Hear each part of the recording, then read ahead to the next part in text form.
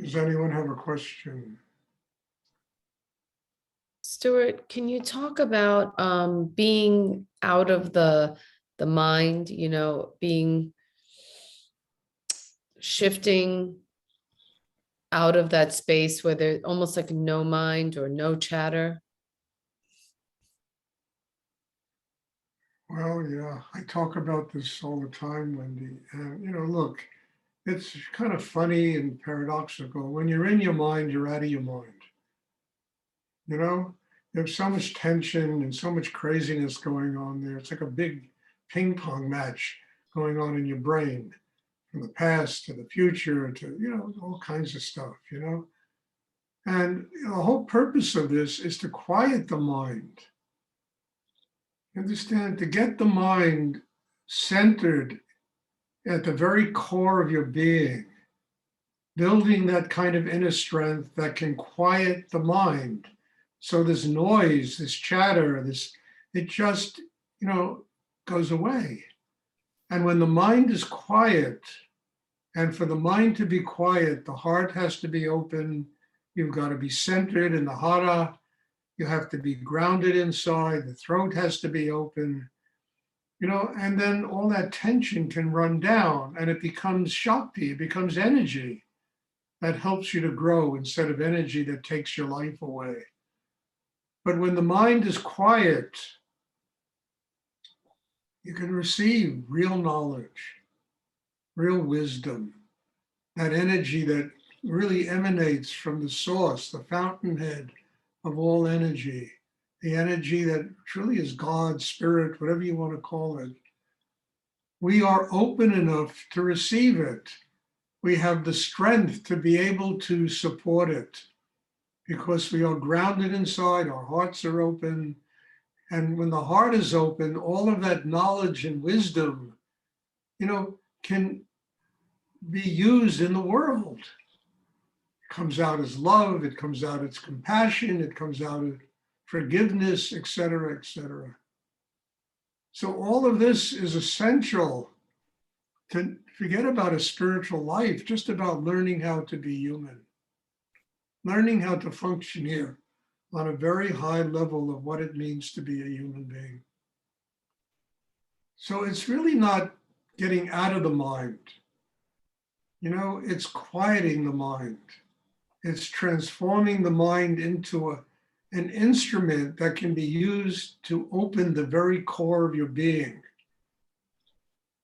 And then making room in yourself because you don't have all that chattering going on all the time, all that madness going on in the brain. There's room inside to begin to receive. And the universe is dying to give us this. It's almost like Handel's Hallelujah chorus. When somebody is quiet enough in the mind, it's the Hallelujah chorus in the universe. Hey, there's somebody we can feed. This knowledge, this wisdom that we're dying to give to people on the earth, but they're too busy being crazy in their heads.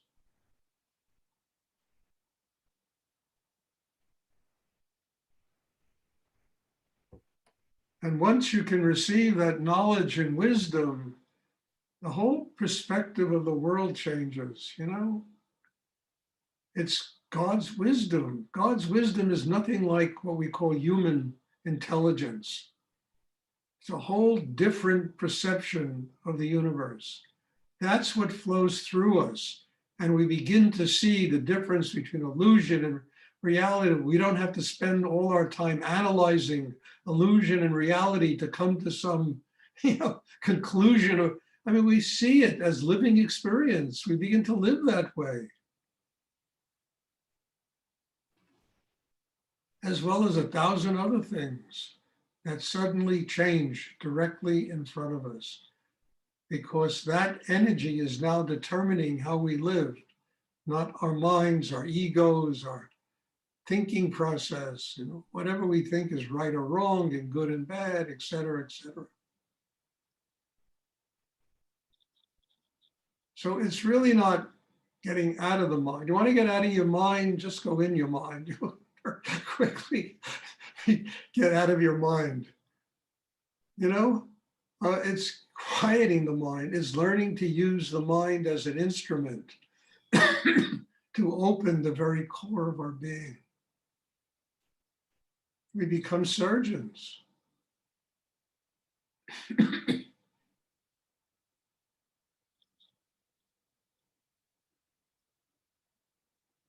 I hope that's clear because this is really important stuff, you know?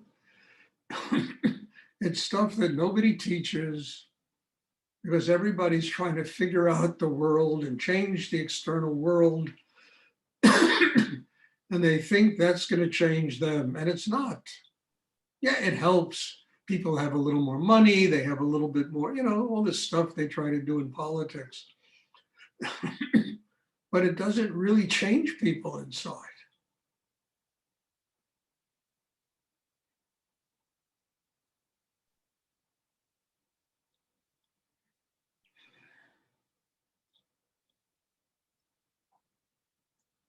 And I know it's important that people need food and they need housing, they need places to live and all this stuff.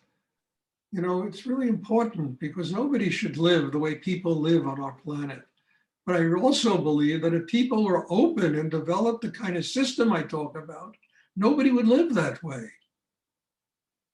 You know, because everybody spends all their life expecting that the external world is going to be fixed by some politicians in Washington, and then everything's going to change for me.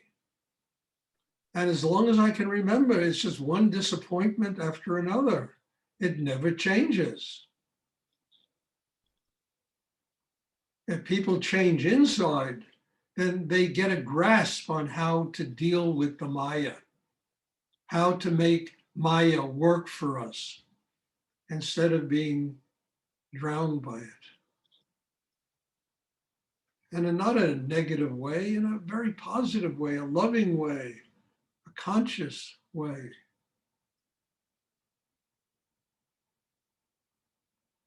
So I think this kind of work is essential. I mean, just to function here on a better level as a human being.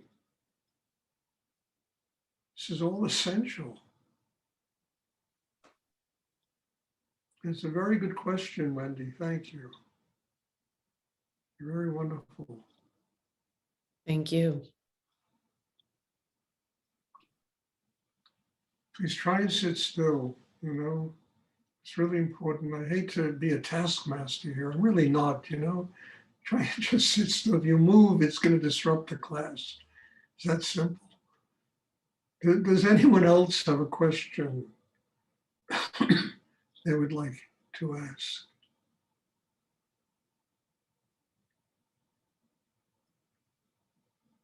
I mean, if you want to change your life, if you want to be more successful in life, change your internal world. Do the work in depth and stop jerking yourself around and, oh, well, I go to meditation class 3, 4 times, 2 times a week. It's really the practicality of what you do with that inner work and how it truly transforms you. And then the external world will begin to change.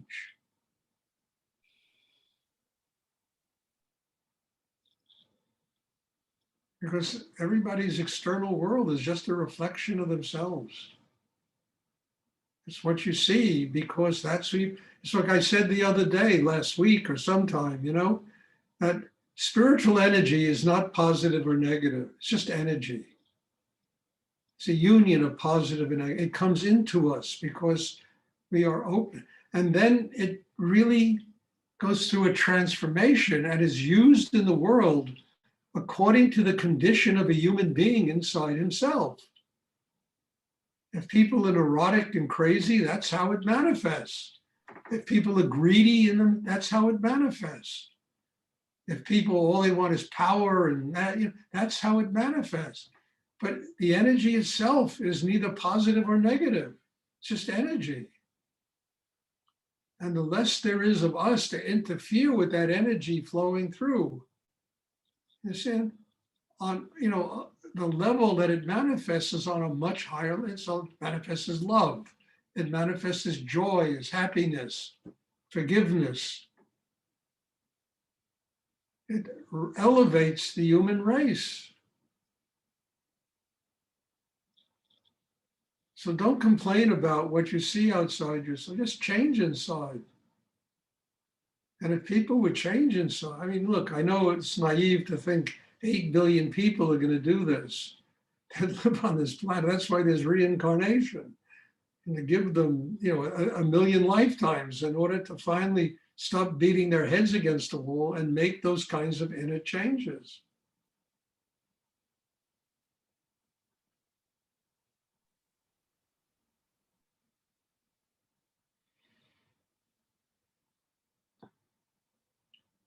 Does anyone else have a question they would like to ask?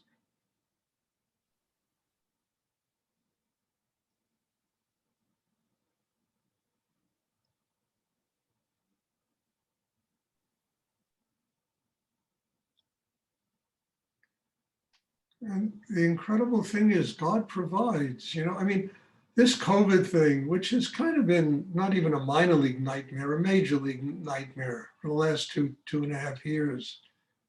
In my life, it has produced the most extraordinary miracles.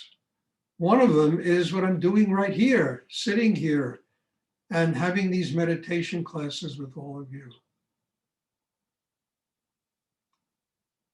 That's how COVID and all this has manifested in my life.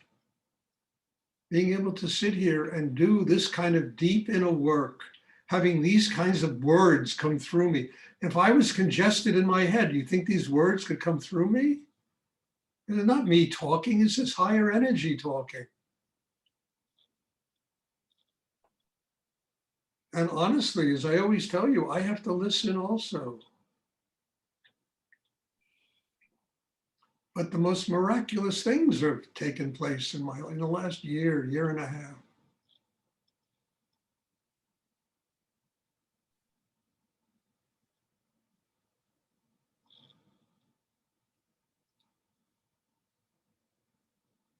And I know it takes time to build an inner life that's strong enough to do what I'm talking about. But time is, look, there's a wonderful mandala in Tibetan Buddhism called the Mount Meru mandala. And it's, very interesting mandala. It's, there's a mountain that's about 60,000 feet high, surrounded by an ocean that's about 60,000 feet wide, surrounded by a mountain range that's 30,000 feet high, surrounded by, and it goes on 13 times. You have this mandala. At the center is Mount Meru. And it seems like some macrocosmic,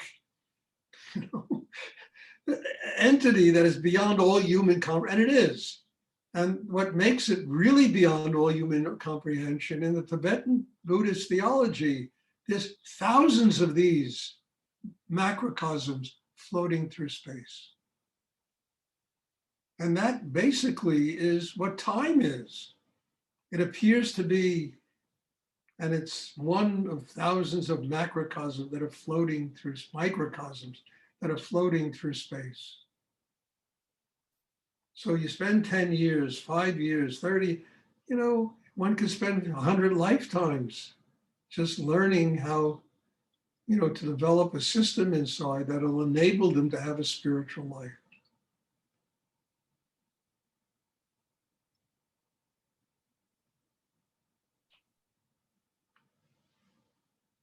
Does anyone else have a question they would like to ask?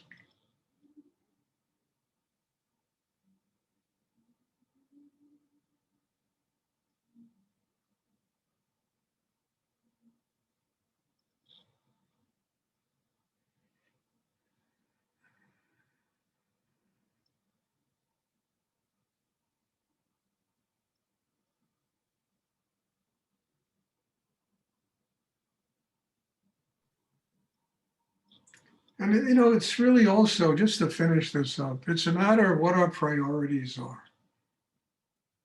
You understand? And the ability to say no. I mean, if these classes really have value, yeah, things come up and think, no, I got to do this.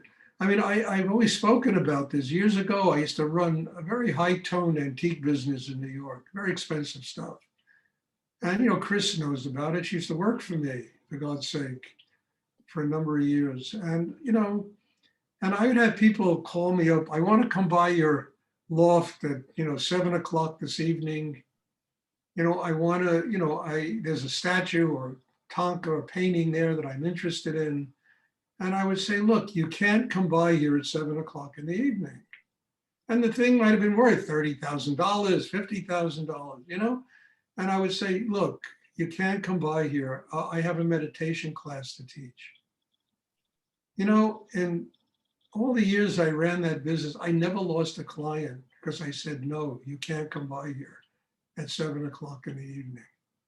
I have a meditation class to teach. And if you lose a friend or a relative because you tell them that, it's probably better off that you don't have them as a friend or a relative. I mean that. Because they don't respect the thing that's giving you your life.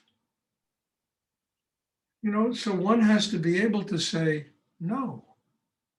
One has to be able to say, look, I have something I need to do in this time frame. And whatever you want to do, I can do it either after or before.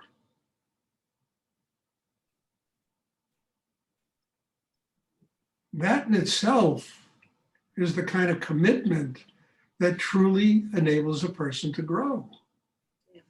Because you have the capacity to say, no, I know what is important in my life. And I'm just using this as an example. It could be, whatever it is in your life. If it has that kind of importance, then you should be able to say no.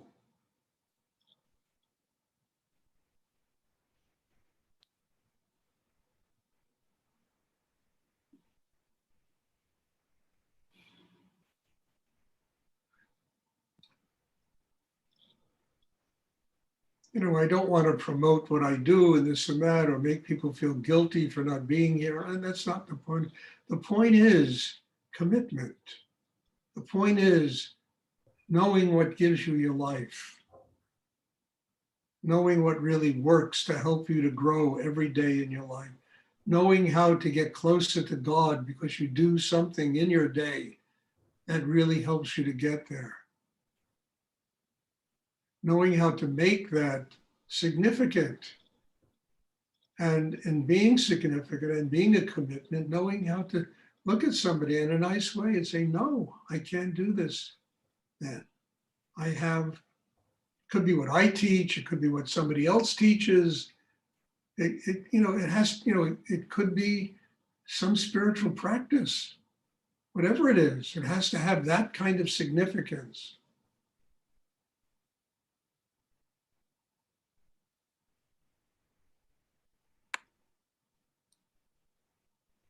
It's like when Rudy told me we're going to move to the Middle East. And in my life, I never thought about moving. I've talked about this a lot, but it's relevant to this. I never thought about living in the Middle East.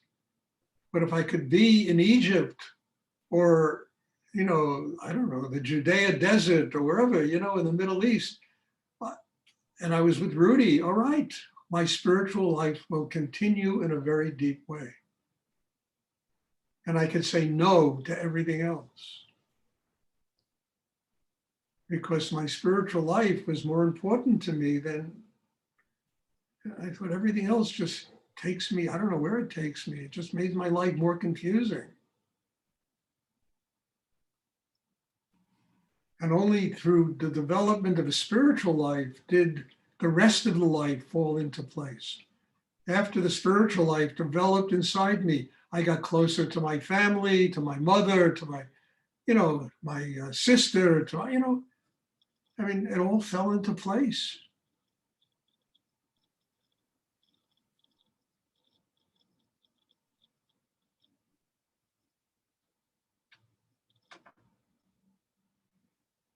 My mother became a student of mine, for God's sake. I'll never forget that. You talk about working out your karma. Can I come to your meditation class? I said, yes. It really fell into place. And she used to come to the ashram or the meditation center on 4th Avenue. and was treated like a queen. I mean, it just used to bring a tear to my eye, the way people treated her.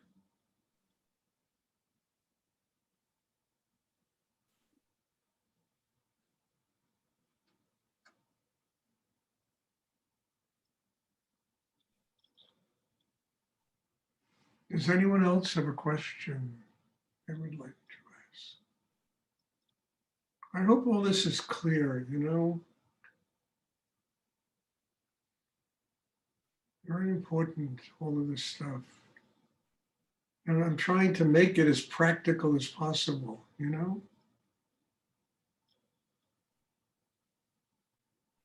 Also, just to finish up, you know, hopefully by the middle of February, I'll start having in-person classes. If people want to come here, you know, they're welcome. Spend 3-4 days having healing sessions and in-person classes. I really want to do that. It's very important.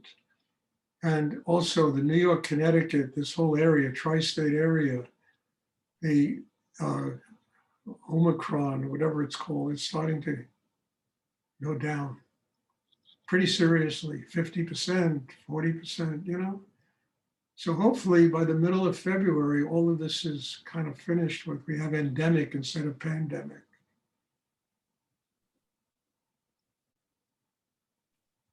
Does anyone else have a question they would like to ask?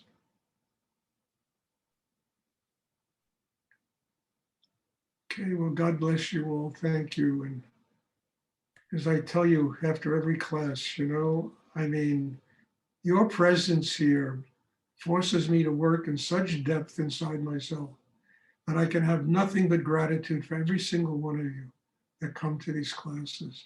So God bless you all and thank you. And you know, I mean, it's a miracle to be able to sit here for an hour and a half and do this. It's like extraordinary.